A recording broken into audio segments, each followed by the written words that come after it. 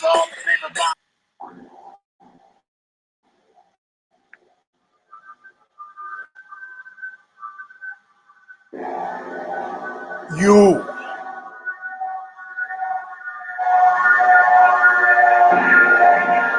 are now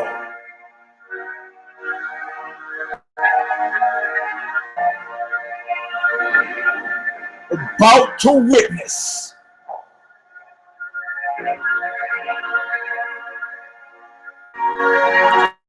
some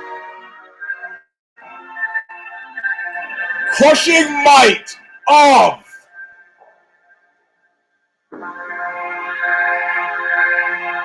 wait for it. Knuckle up!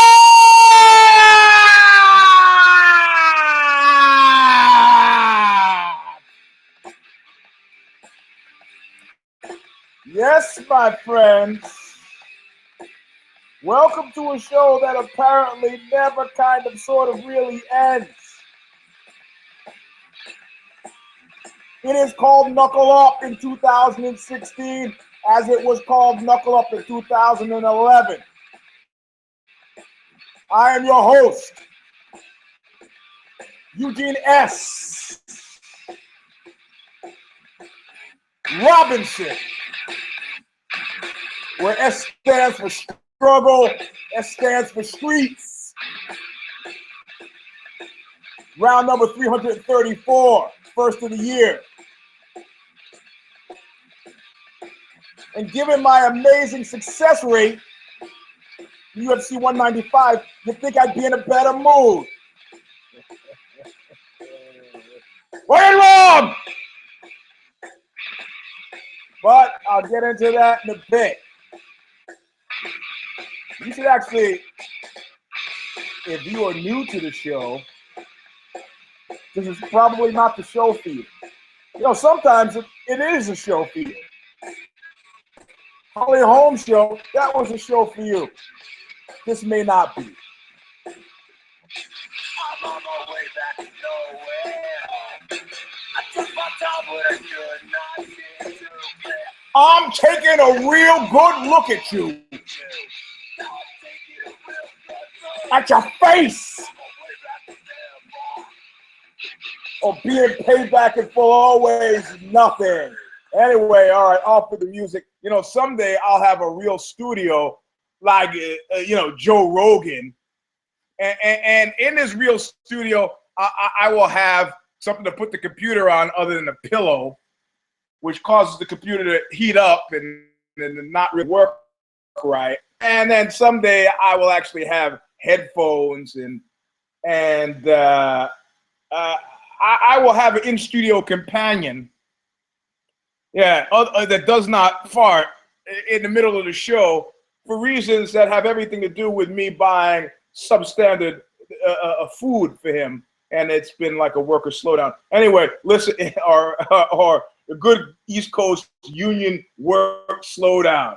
Yeah, I could wait till I'm outside the fart, but I ain't gonna do that because you don't pay me enough, which he will do the entire show. Anyway, it's Knuckle Up.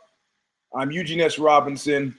This is round number 334. Welcome to the new year. We were on vacation, whatever that means.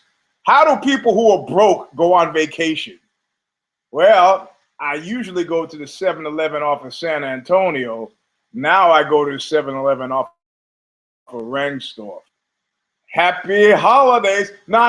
Don't let me lead you down the wrong road. I'm a super holiday guy. I love it. Like Johnny Mathis sings, it's a happy feeling nothing in the world can buy. And I was flying high on it. Took everybody back, dogs, so the family, not on Christmas, don't like to travel on Christmas, the day after Christmas. Of course, I was pulled out of line and virtually strip searched for reasons unknown to me, but as luck would have, I de-contrabandized myself, so it was not an embarrassment to myself and or others. And I had a great time in the city, came back, went to the strangest New Year's Eve party ever. This will come up during the course of the show later. But I want to talk about the fight last night right into it. Even though I said it's not for amateurs and non-people who are familiar with it, you might don't get confused. I'm just starting out with this because it's on my mind. But later we'll get into the weeds, and you'll be like, "What?" It'll be like really good alcohol. Like, man, this is fruity. This is nice and fruity. This is nice and fruity. I just killed my girlfriend. You know, yeah, 1 or 2 drinks, you're fine, and 18 drinks later, man, you're shooting at cops. So that's what the show is going to be like. Let's start with the fight. Now, listen, I had a great night. If you look at my tote sheet, if you listen to Uncle Justice and I, Uncle Justice, what do you mean? You mean Dallas? Let me tell you about that guy. He filled in for Kid Nate. We did the Care Don't Care preview on New Year's Eve. On New Year's Eve, we did it earlier on in the day, and I have my tote sheet here. And if you notice my tote sheet, I only got a couple of X's there, which means I got a vast majority of my picks were dead on. Those that aligned with the Vegas picks and those that didn't align by the Vegas picks, because I know it's on everybody's mind, or maybe not so much. Maybe you're still breathing the fumes of the high that was set out by ruthless Robbie Lawler. But I want you to breathe that in, and I want you to embrace something that's not been embraceable for a while. And I'm not the first to make this comparison point, but that was a great fight. What were the elements that made that fight? Condit. If you listen to the Care Don't Care preview, I called Condit a grocery clerk. I called Condit a grocery clerk specifically because, he's the type of guy who's showing up to work and at the end of the day is happy to get a paycheck. Do you know any grocery clerks that have aspirations of being grocery clerk seniors, grocery clerk managers? No, it's one of those jobs that's like, it's like Bukowski in the post office. It's a manageable long-term job for low aspirations. I'm not saying that's a bad thing, man. You get food for cheap. I've worked in food service before. It's not like working in the supermarket. He's a grocery clerk. I don't want to malign grocery clerks. That's not my point. My point is the guy shows up for work. What are you saying, Eugene? You're saying that Carlos Condit doesn't the championship caliber? I'm saying that for him, and this is a divide that you can track back through MMA to the beginning, to UFC #1. Tough guy, and there are athletes. A tough guy who is an athlete, this is eminently more satisfying than an athlete in a tough guy sport or a tough guy in an athletic sport. He's been doing this. He's been training with Greg Jackson. They said since he was like 14 or 15 or 16, which means his MMA is beautiful. It's beautiful to watch. I can see that with my daughters, that their fight fundamentals are so much cleaner than mine. Their wrestling fundamentals are so much cleaner than mine. I wrestled for like freshman year of high school and then senior year of college. There's nothing. Nobody's praising anything about my style. I describe Team Sorrel. It's like a fucking pirate ship. If you were to come in off the street with any passing familiarity with other schools, you would leave in shock. Guys rolling, giving the coach the finger, humping each other, making fake sex noises, straight jacking each other in the face, and of course, and then ridicule. Oh, there's a code of gentlemen. That doesn't exist. The same kind of thing. I don't know if you've been watching Dominic Cruz and TJ Dillashaw. The same thing that Dillashaw is having pulled on him by Dominic Cruz, which Dominic Cruz had pulled on him by Uriah Faber, which is, I'm gonna crawl. He's got an unerring radar scope focus on that thing which will most undo the fighter. My friend Mark Pishko in high school, Stuyvesant High School, 1976 and 1980, had an unerring instinct for wherever the weak point was on the floor, he would find it. There's this girl who I liked. I'm not going to mention her name, and she was screwing around with us, and he was like, "Oh, you guys, why don't you guys just grow up?" And he kind of looked at her and he said, "I think you dress like a guy, You look like a guy. In fact, I think you probably are a guy. So why don't you sit down and leave us alone? And what made it worse is that the immediate reaction of all of her friends was to come up and say, oh, it was so terrible what he said. I mean, they should have all just ignored it, because what he said was completely 100% true. She was very butch, you know, at a time where maybe people thought it was just accidental. You're 14 or 15 years old. You know, I'm convinced that the only reason he and I stayed friends was because he was trying to figure out where Eugene's spot was, you know. Or maybe the fact that we were friends prevented him from doing it. But Dominic Cruz has so thoroughly crawled inside the head of T.J. Dillashaw. I think it's safe to call my shot, providing Cruz doesn't get hurt. I think it's safe to call the shot this far out. It's going to Cruz, and I'm telling you why. Because he's telling the truth. And I'm going to say this right now, and I'm going to say it to you. You are all liars. We are all liars. It is 6:22 p.m., and I don't know how many lies I've told today. And by which I mean untruths. And by which I mean conversations I had no real interest or emotional investment in, that I endured to keep the wheels turning, grease them up, to be nice. Anton LaVey from the Church of Satan once said to me, he said, Eugene, more people have died from popularity than anything else. This innate desire that we have to make things move smoothly by eluding certain truths. Kids don't do this, and animals don't really do this. And, you know, animals don't like you, they don't like it. Then they have ingratiating behaviors, which they know will get, oh, if I put my paw up, I'll get this, I get a little treat. If I do this cute little dance, I'll roll over my belly, I'll get something. But in general, they're pretty honest. Now, I'm not saying that type of honesty is good. It's an adaptive mechanism. The smoothing over is an adaptive mechanism. But the joy of fighting has got to be that Mike Tyson moment where he turns to the guy in Seattle on a news show and says, you seem like a nice guy, but you're really a fucking prick. And the guy goes, please, Mike, this is live television. He goes, I don't give a fuck. What are you going to do? That what are you going to do moment is genius. So Dominic Cruz can sit across from TJ Dillashaw and say, you know, when I'm doing things, when I'm making these moves, you realize there's a whole chain of MMA events behind these. I'm not just copying somebody like you're copying me. And he crawls inside the brain pan, and Dillashaw is all he can say, I'm going to punch you hard. Yeah, well, you know what? All of this, McGregor has proved it's not bravado, just bravado if you believe it. And it's not one of those human potential things, if you believe you can achieve. I'm not talking about that. It's the guy putting on his shoes with the bear. I don't have to outrun the bear. I just have to outrun you. I don't have to beat everybody. I just got to beat you, that other guy in the cage across from me. And if I can do that starting with your head, the prime mobile, the prime mover of everything you do to get you in that cage, if I can undermine that, I fucking will.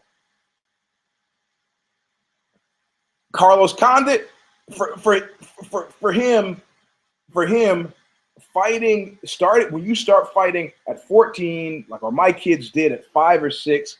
You know, it becomes.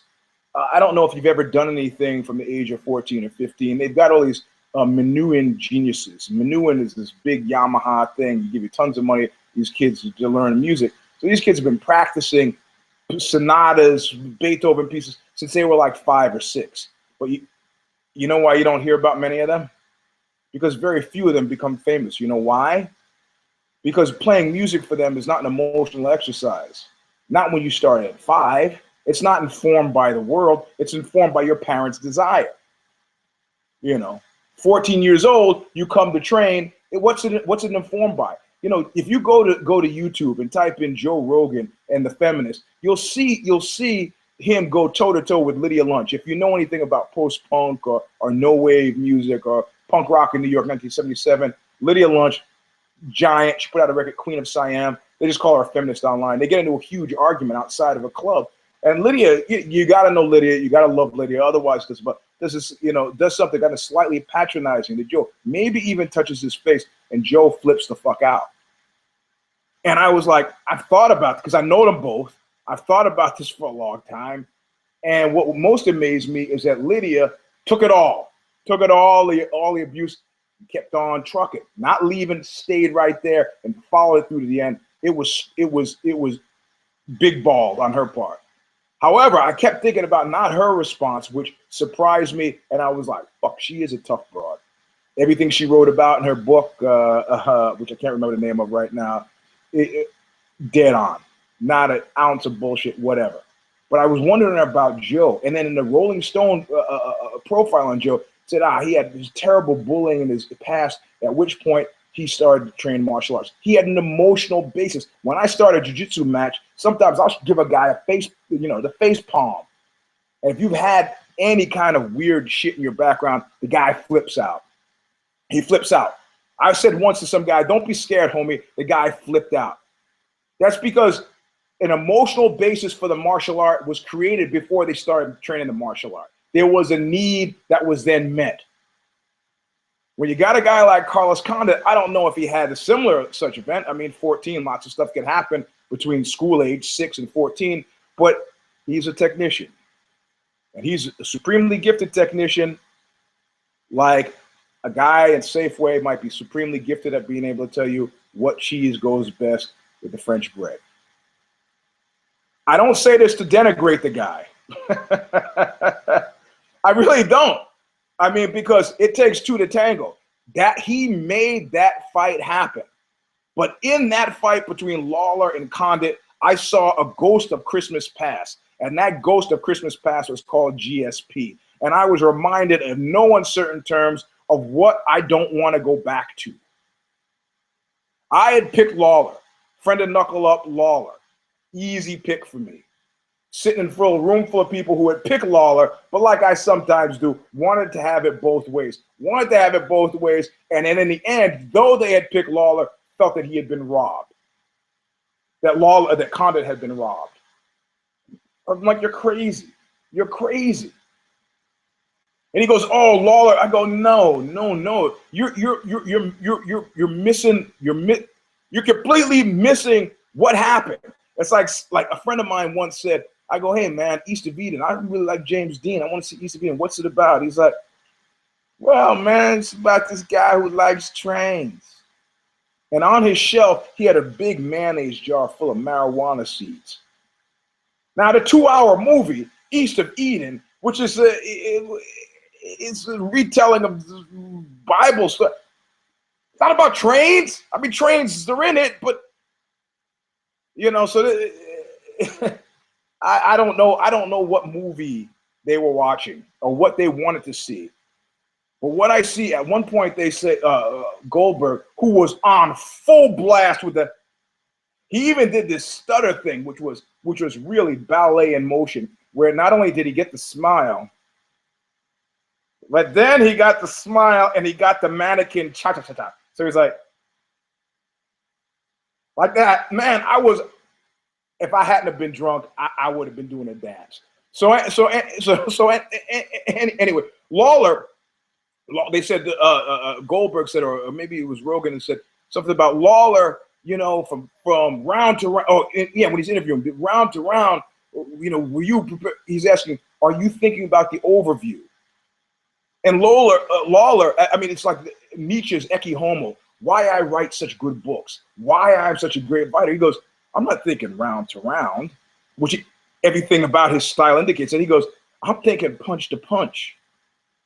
This never-ending seesaw. That's all I'm thinking about. I mean, under normal circumstances, things that would have made me suspicious. Why does he knock him down in a second, and why does he not follow?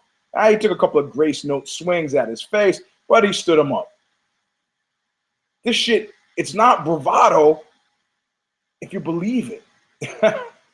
You don't wait until the 5th round because you want to win fight of the night bonus or something like that. You do it because of reasons that, I mean, you see sitting right at the nexus point of supreme intuition, belief in self, and this crazy tough guy element. I don't want to see Robbie Lawler at 60. I don't think I will anyway. I think I'll be dead. However, but but I really, this is the reason why we like MMA. But I don't want to denigrate the technician side, because it took a technician to make this fight happen. It's not always a given that Lawler's going to fight. It takes two to freaking tangle. There are lots of people. If I was Joe Silva and I wanted to fuck somebody up, there are lots of people I could put in the cage with him that would make it, you know, not, I mean, at one point, Lawler can, you know, he can get to that Mike Tyson stage where he goes, I could be booked in Madison Square Garden masturbating and I could still sell it out. So, you know, so this, in my mind, was everything it should be. And I don't even feel bad, you know, the people cheering Robbie. Listen, Eugene, I thought you said America hates a winner. America hates a winner. According to you, America hates a winner. I said, you know what? America hates a predetermined winner. You know, what makes him so fun to watch is that going into it, you have no idea. I mean, it really is. If you watch a movie, by the time most people have seen new movies, they know who the actors are, they know how long the movie is, and they know plot points. And if you have eyes to see, when the preview comes on, you don't even have to see the movie anymore. And so what happens when you watch a movie, like most of us do when they're exposed to media that's involved in selling the movie, is that you're sitting there going, oh yeah, this is that point where he does, oh yeah, this is that point, oh shit, it's a 2-hour movie and we're at an hour and 56. It'll probably wind up soon with some sort of plot twist. Don't watch a movie like this. If you know it's a movie you want to see, avoid every media review. You can look and see if it's a 5 stars, a 4 stars, a 3 stars. That's fine. Don't read anything. And you will find watching a movie a completely gripping experience. Gripping. I mean, I saw a movie last night, 99 Rooms. I'm a member of the Screen Actors Guild, and I got to vote on these things by January 21st. So I got to watch all these movies. I got to watch Brooklyn, which I've watched. Got a Black Mass, which I watched because Kevin Weeks, friend of Knuckle Up, you know, Boston Irish Mafia. I watched The Revenant, and last night, 99 Rooms. I'm not going to tell you anything about 99 Rooms except to say, watch 99 Rooms. If you trust me, you will find it completely gripping watching a movie that you have no idea. You might recognize a star, Michael Shannon from The Iceman, about Richard Kuklinski, the contract killer. Most recently, I think he was on Boardwalk Empire as well. I can't remember. Anyway, see the movie. It's completely gripping. Lawler does that. Lawler does that. And now, you know, in the post-fight presser, not in the post-fight presser, in the analysis, you know, you got Tyrone Woodley. You know what, Tyrone, I don't like all this talk of rematch. I understand exactly what you're thinking. But you know what? I remember being on my knees, my face streaked with tears, praying to God to change a condition, to return. I'll just come right out and say it, to return a woman to me. You have no idea, God. You just I'm not asking for much. Just give me this one. You know, woman asked me to kill her husband. It was craziness. And I thought about it. I actually thought about it. And then I finally realized, well, you know, it would imbalance our relationship very much for you to have this over me. So I could kill your husband, but I'm also going to have to kill you, which would be a gift of the Magi pointlessness. And, you know, God says, as usual, he goes, Eugene, fuck you. And, of course, years later, I realized that was probably the wisest thing ever, man. I couldn't have been more wrong in terms of life calls. It would have been tragedy on top of tragedy. And I say this to say, Tyrone Woodley, you know, is thinking this rematch thing sucks. I don't know that fight's good for you. I want my shot. I want my shit. You know, I think everybody. Look, how about this, Tyrone Woodley? If I could tell you, you will have your shot in the next year and a half, would that make you happy? No, you want your shot now. Okay, let's do it like Pascal's wager. You have your shot now, and you get beaten by Lawler. And I'm not even talking about the sporting aspect, the athletic aspect. You get beaten by Lawler in every sense. The fight's exciting, but not because of you, but because of Lawler. There's heat coming into the fight, not because of you, but because you haven't fought in a while, because you're demanding that you want your shot. So you haven't had any time to build up the heat for this fight. So he wins the athletic thing. He wins the tough guy thing. He brings the heat. He brings the excitement, and you lose. Tell me where that road turns.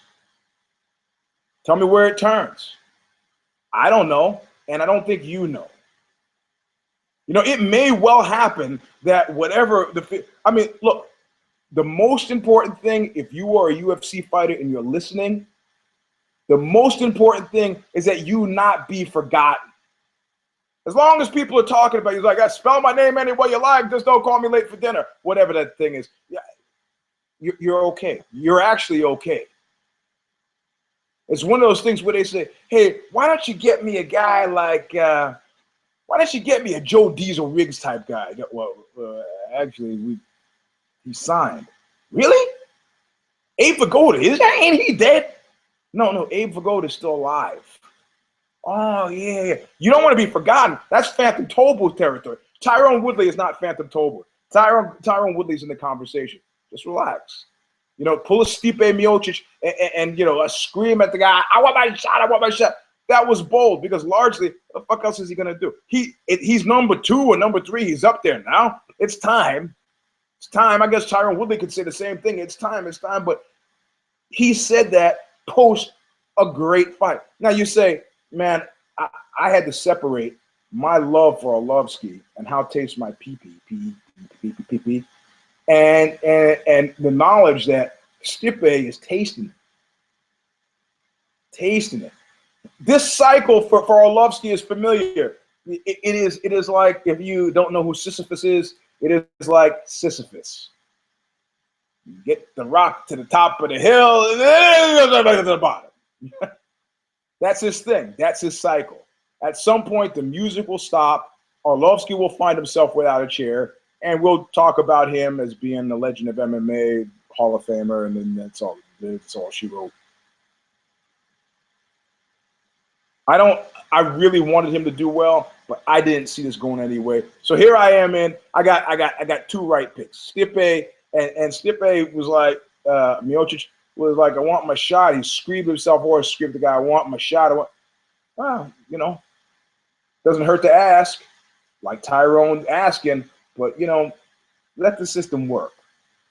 Like the guy, Sedella from Microsoft. You know, your best way to get a raise is not to ask for a raise. He was talking specifically to women, however, and that's not going to work. When you look at how much women are underpaid versus men, it's clear that not asking is not getting you anything but shit. That guy, Barry, his friend in Vietnam, every time he fixed the helicopter, would walk into the commanding officer's office and go, see that helicopter out there? I fixed it. Oh, great, buddy. No, I fixed it. No, great, but I fixed it. Got it. Squeaky wheel, grease, that's what I'm doing. Anybody stops me for even 5 minutes and I need more money.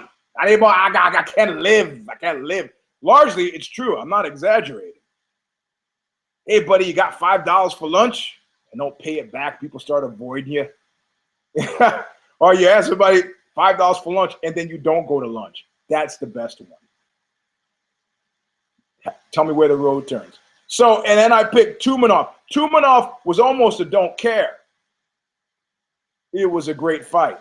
It was a great fight. And my number 1 DC to see, DC don't care to care, was Ortega. Oh my boy, Jamoy. That was some great, Soto got raped. Joe Soto, who was a member of the Soul Assassin Dave Terrell's team, this was some high level. I don't know how. It was a split decision, but Soto got screwed. Who was the judge? Chris Lee. That you got you screwed that guy, and that guy didn't deserve to be screwed. I don't know why you're looking at me, sir. How you doing? You all right? Why don't you have a seat? You look poorly. He's got a big string of slobber hanging from his mouth. It's like, sit down. Come on, lie down, lie down.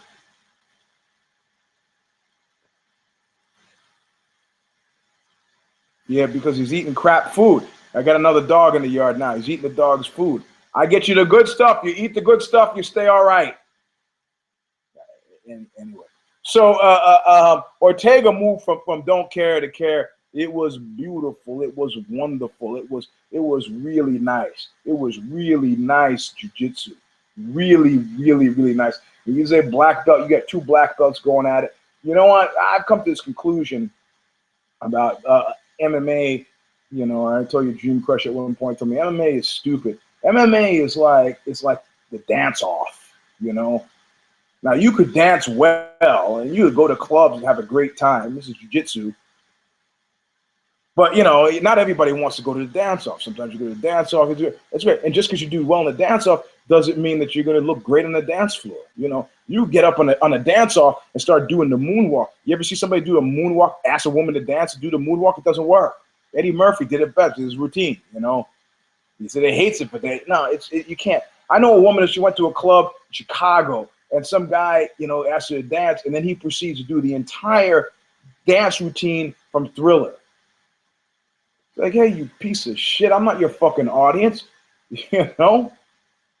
If this is your go-to move to get vagina, guess what? You're not getting any vagina. Of course, I mean, there's probably there's probably always one that'll go for it. In any case, Ortega's jiu-jitsu, the combat applications of jiu-jitsu, it was a thing of beauty to watch. Trujillo, who I picked, but who I gave a knock to because he's got a weak head. You know what? Guys like him and BJ Penn used to be, if they get early returns, he was already getting confounded on the stand-up. You know, he was already getting confounded on the stand-up, and you could see he was like, you know, it's this feedback loop that has him pulling less and less from the system. So by the second round, the guy's head is gone. He didn't have to go there. Great submission. Kyle Noak, he was my only pick of the night that I feel, you know, I shouldn't have done it. I shouldn't have done it against Morano. I shouldn't have done it. I didn't know enough about Morano, and I picked Noak, and just, you know, I would have put Drew Dober, but you know, just outside of making fun of the name, I'll remember this fight. Doesn't mean he moves from care to don't care to care, but it was a good fight. You know, Dustin Poirier, that was another great jiu-jitsu thing. So I'm looking for me, street applications of jiu-jitsu are like, you know, if my striking has done poorly enough that I can't get the guy to do anything but hug me to stop me from hitting him, which means I haven't actually successfully knocked him out in a street fight scuffle, that's what I'm saying. The jiu-jitsu is the back pocket stuff. Otherwise, I'm doing it in the clubs. I'm not doing the dance-off thing. Soto won that fight, though. So it was a great night. It was a great night of picks for me, and I largely felt pretty good about it. I felt pretty good about it, and I felt pretty good about life. Until one of you so helpfully pointed out to me, actually, it wasn't one of you. None of you actually pointed it out to me. The silence was telling. It was like, I don't know if you've been in a situation once. I was playing a live show, and like at a tennis match, and I saw everybody in the audience, I saw all their eyes kind of swing to the right. And I go, uh-oh. Like, I didn't know what was happening on that side of the stage, but I knew something fucked up was happening on that side of the stage. And I turn around, and I see this guy who's completely naked, and he's taking his penis and testicles and jammed it between his legs, created a faux vagina, and he's like, ta-da! You can see this in the Oxbow documentary if you think I'm making it up, called Music for Adults. It might even be on YouTube. I don't know. And, of course, you know, a guy comes on stage and wants to be part of the show, I'm perfectly willing to make him be part of the show. And it went quickly downhill from there. So the fact that none of you mentioned it to me, I was in New York, but I wasn't in New York forever. I didn't get a single text, single email, a tweet from you at Eugene S. Robinson. I didn't hear it. It was like the entire Knuckle Up audience kind of looked to the right. And then I had to look to the right. And what did I see when I looked to the right? But the World MMA Awards. What did you think? Did you think you didn't mention it to me? That I wouldn't notice? Huh? Is that what you thought would happen? I voted. I'm going to tell you right now who I voted for. We'll just go through this before I flip out. Well, I'm already flipping out. Charles Mask Lewis, Fighter of the Year. I voted for McGregor. I had to. Luke Rockhold is a local boy, a known associate, but he's not a friend of Knuckle Up. Neither is this guy. But, you know, I had to give it to the guy. I mean, you can't deny it. You cannot deny it. His ideation, his Nietzschean ideation, completely 100% solid. And he said, it's not about talent. Talent, don't give me that illusory. It's about a willingness to embrace the obsession and do everything necessary. Female Fighter of the Year. Oh, well, I love Joanna Jędrzejczyk. I had to go for Holly Holm because you didn't see it coming. Al Pacino in The Devil's Advocate, never let him see it coming. I didn't see Hitler coming either. Nobody saw it. He goes from screeching in the public square to the halls of power. Even after the beer hall putsch, people thought he was done. There you go. Okay, you had a 1,000-year Reich, but the Nazis only lasted 12 years, whatever it was. But, you know, like Pacino says in The Devil's Advocate, the 20th century was undoubtedly mine. Breakthrough Fighter of the Year, Joanna Jędrzejczyk. International Fighter of the Year, I had to pick Liam McGeary, even though he fought a depleted Tito Ortiz. That was some solid submission stuff. And if you didn't see it on the Bellator card, go back and watch it. It was really beautiful. Does he have it? I'm not quite sure he has it. He's tall, he's handsome, he's lightsome. Reminds me of a Brian the Fury Johnston way back when, but the British version. Maybe a Lennox Lewis if you want a boxing corollary. But the guy is good. He's not just a Bellator has-been. I imagine he'll get poached eventually. Not anytime soon, but maybe eventually. Fight of the Year, I picked. I had to pick a Lawler and Rory McDonald. 2. Knockout of the Year, I had to pick Holly Holm, because that was a fight that culminated in a knockout. Conor McGregor versus Jose Aldo was a knockout, and there's a difference. And if you don't know what the difference is, I can't help you. Submission of the Year, I almost went for Ronda against Kat Zingano. I wouldn't go for Fabricio Verdun versus Kane. It was good but artless. I like Ferguson and Barboza, but Barboza is so imminently a guy you can't trust. I'm going to have to go with Liam McNeary and Tito. Tito is depleted, but that was a solid, really beautiful. I mean, if I pulled off a submission like that, I drop the mic. Drop the mic, off the stage, done. That's my highlight reel for the rest of eternity. Comeback of the Year, who was it? I'm going to have to go with Diego Alves. Love that guy. I've loved him. Thought he got a bad shake. You know, upset of the year, a raw deal at some point. I wanted to deny it, to say, because I didn't think that Hall would beat Musasi, and it was a beautiful, beautiful victory. But you can't deny that it was Holly Holm. Where they started out, for where they ended up, and how deeply Ronda was trolled by this. Oh, I can't really fight thing. Sean Tompkins, Coach of the Year, winningest fight team in America, Javier Mendez. I had lots of people hate on me for Javier. And then Javier himself, you know, at one point when I wrote the piece on it about MMA for GQ, he was angry because of what I said about Brian the Fury Johnston and this other fighter who I was photographed with in the piece. He said, Eugene can't write. You wrote that. And so the fact that I was irked a little bit, but Javier's been nothing but nice. We used to train Muay Thai together, 80 pounds lighter. Love that guy. And Cain Velasquez said it best, when I do what Javier says, things work out well. When I don't, they don't. Which leads me to Gym of the Year. I'm going to have to go with AKA. Jackson Wink has been on ice. Black Zillions. I'm hearing strange things about financial, SBG Ireland. One guy does not make a team. Kings Muay Thai, whatever. Rob Cordero, that was a close second. I'm going to have to go with AK. Trainer of the Year, who gives a fuck? Referee of the Year, pretty much I'm going to have to go with John McCarthy because he has pissed me off the least in 2015. Ring Card Girl of the Year, you got to be fucking kidding me. You got to, this is, at one point I was in a corporation and somebody said, oh, we're org chart. And so I pulled up the org chart. You know what I found on the org chart?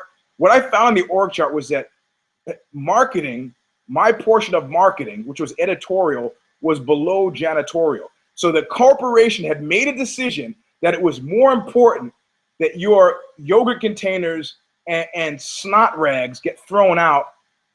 That was more important than anything I could write on any single day.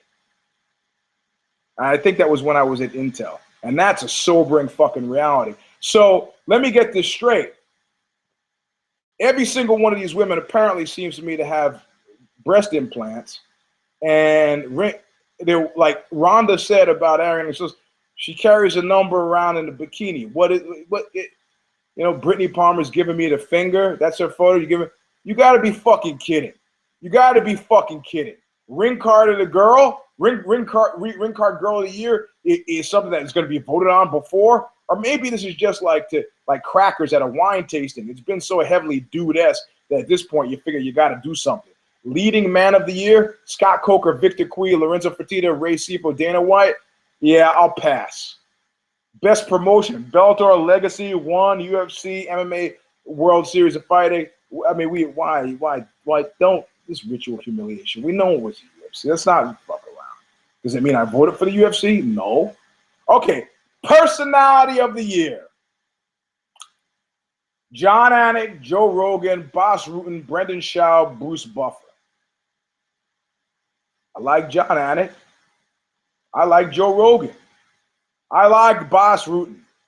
I like Bruce Buffer. I like Brendan Schaub. Are you fucking kidding me? Name one remotely amusing thing that guy has done other than have Joe tell him, you need to go. You got to stop fighting. Or him saying, I'm not going to fight until I can make some money out of it. Or him, pitching shit at Travis Brown. I mean, he's done amusing things. Hey, I've done amusing things. I have done amusing things. You ever think of that? I'm smart. I can do things. Oh, you might disagree. Go ahead, disagree. It doesn't make a difference to me. I love Bas Rutten. I'm not going to crap on Bas Rutten. But unless this is a new category, he's had to have won it like a million fucking times already. All right, forget about that. Forget about Personality of the Year. I mean, I love Bruce Buffer. Didn't he also win this about 35 million times? Okay, but forget about that. Forget about that. Let's go to Analyst of the Year award. You know what?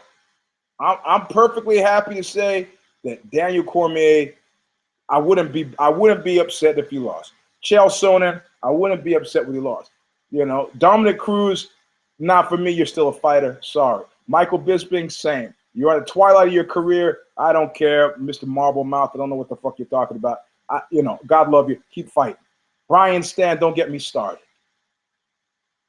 But that means that there are other people there. I mean, am I pure analysis or is it commentary? What am I analyzing here? You know, because I talk about Derrida and postmodern deconstruction. Does that make me worthy about? I don't say so. I'm not upset about that. Best MMA programming of the year, new award. Bellator, The Fighter and the Kid, the MMA Hour, The Ultimate Fighter, UFC embedded. Oh yeah, what about these? How come these are not in that category? How about best MMA programming, new award for these? All right. Okay, let's move on because I don't want to be just a complaining guy. MMA Media Source of the Year, UFC Tonight. Anybody read that? Look at that. I don't even know if it's read or look. What do I know? Sherdog. I still read Sherdog like I have since 1997. Inside MMA, MMA Junkie, MMA Fighting. No bloody elbow at all. Not just me. All right. I can deal with you shitting on me. What about this fucking cat who does the breakdown? What's that guy's name who does the financial breakdown of the UFC? Or Brent Brookhouse?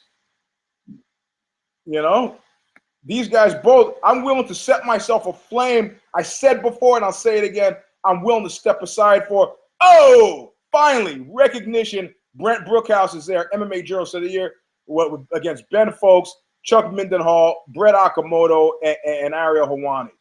Look, I don't want to talk shit about people. But Brent deserves it. Brent deserves it. I mean, journalist, somebody who wrote something, ex nihilo. From nothing came something. From Brent's head came this idea, and he wrote it down, and Brent is who I voted for. I would almost consider not setting myself aflame by the time I get to show 251, because the shows run backwards for those of you who don't know. I would almost consider not setting myself aflame if Brent, or what is this? How come I can't remember this guy's name? I want to, his name, John Nash, I think is his name. The one who did the financial breakdown of the UFC. And I'm sure Ben Folks and Ariel Helwani and Chuck Mindenhall and Brett Okamoto, I'm sure they're really nice guys.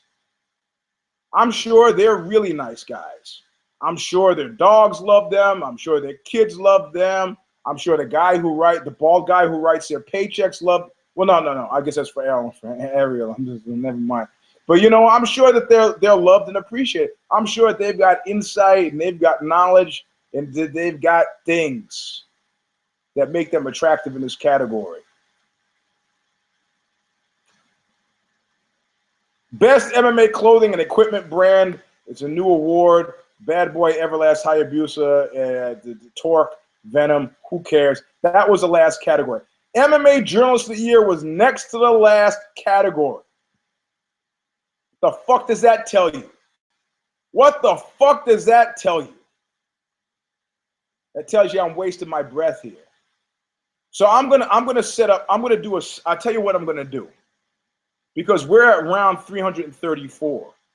That means in approximately 49, 13, 3, 6, 7. In about 73 shows, I'm going to be setting myself aflame because I will not have been nominated for MMA Journalist of the Year. That puts 73 shows from now. I'm going to go on tour to Italy the first week of February, so I might miss a show in there.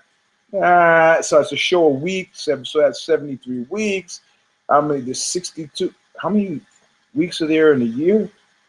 Well, the 12 months times 12, 24, 36, 48, 40. Oh, I'm okay. I do a show a week. How many weeks there left in the year? Could one of you text me?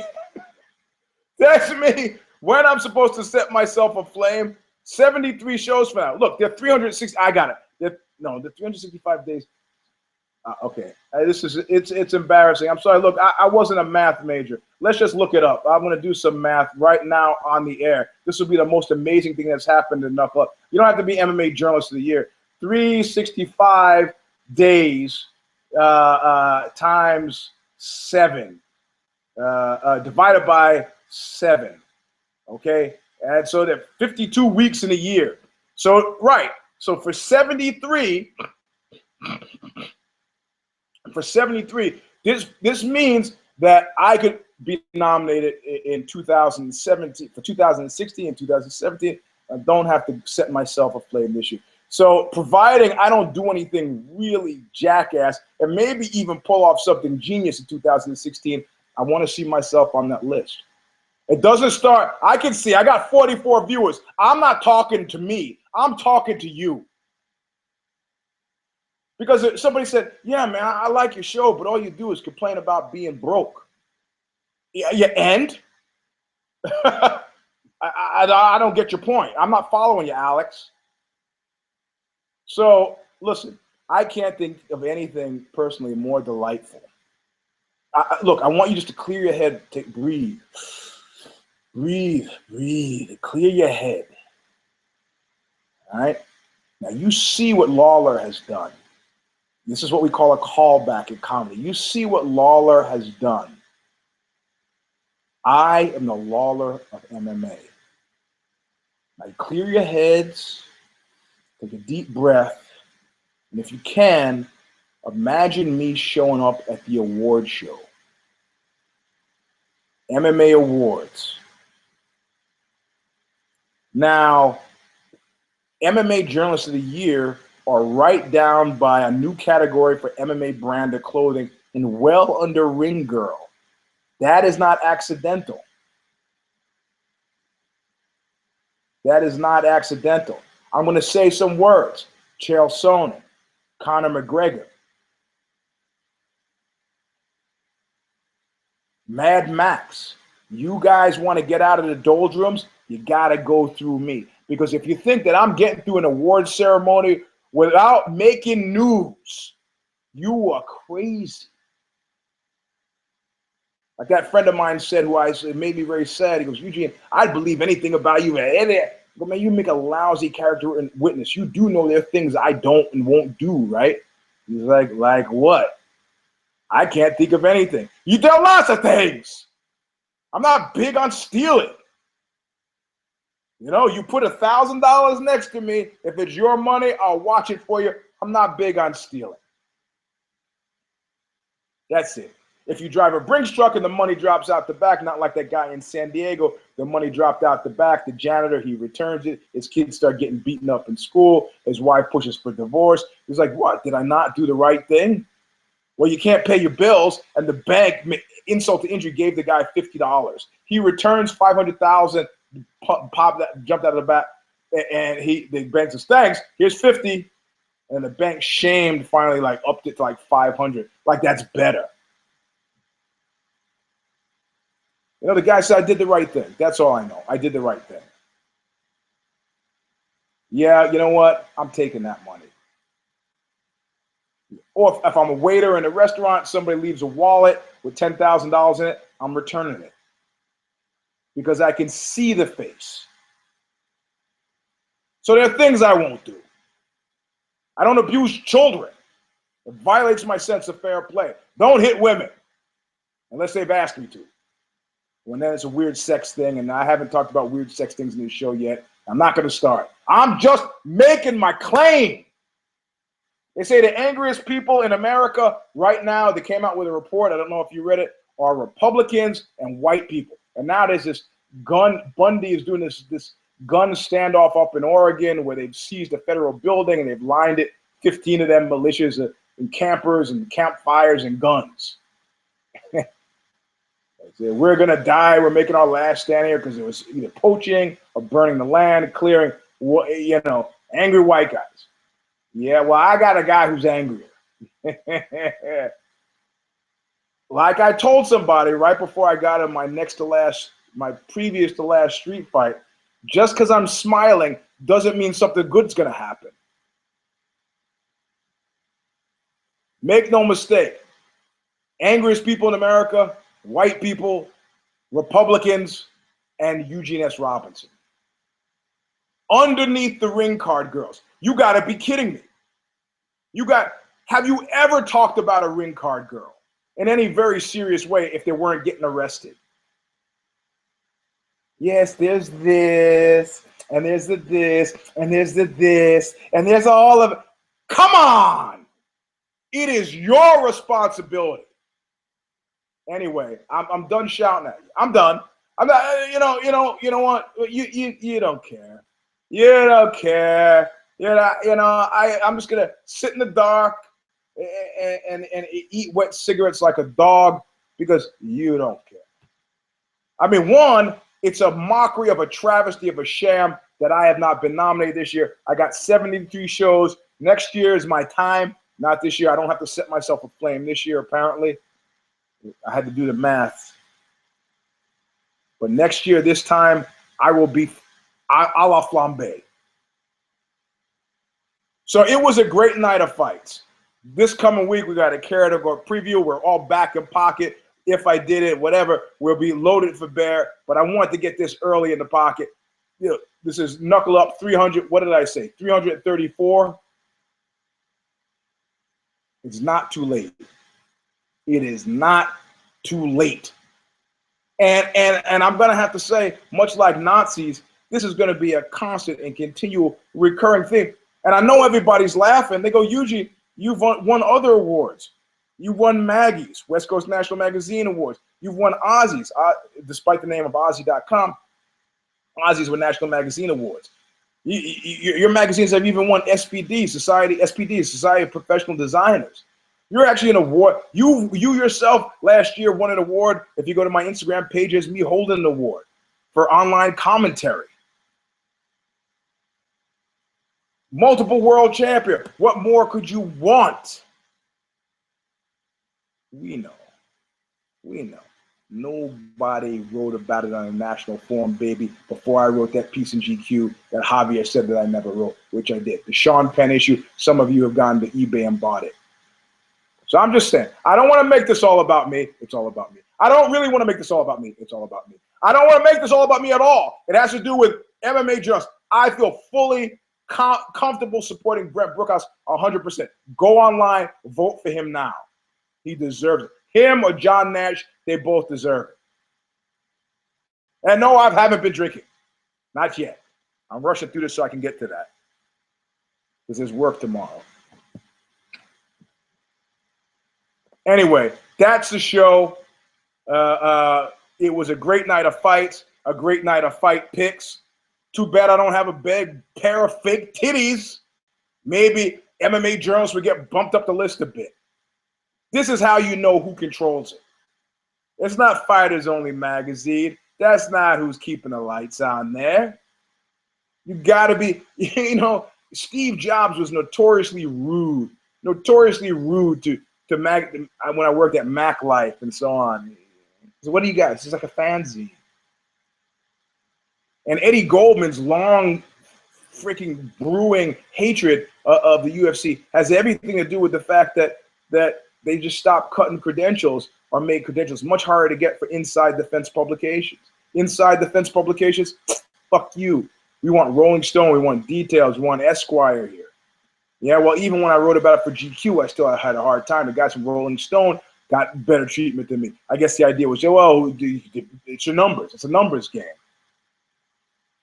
So it's the industry in general and me in specific. This is a categorical issue and a very specific personal one. I just want you to think about that. If you're getting anything out of this, that's fine. If you're getting nothing out of it, that's fine too. But if you're getting something, yeah, I could do like Dr. Gene Scott and ask for cash. I'm not going to. Anyway, that's the show. We'll see you later on in the week. I hope you dug it. At Eugene S. Robinson, if you want it, Twitter, and don't send me shit. Don't give me any garbage. You like the goth dating service? Stop sending me stuff. I'm not interested in goth dating. I will not help you. If you want me to do something, listen to your band, personal email is fine. Don't post. Don't do it. Anyway, the show's over. 3:34. I'm your host, UGS Robinson. We'll see you next week. Look what you made me do!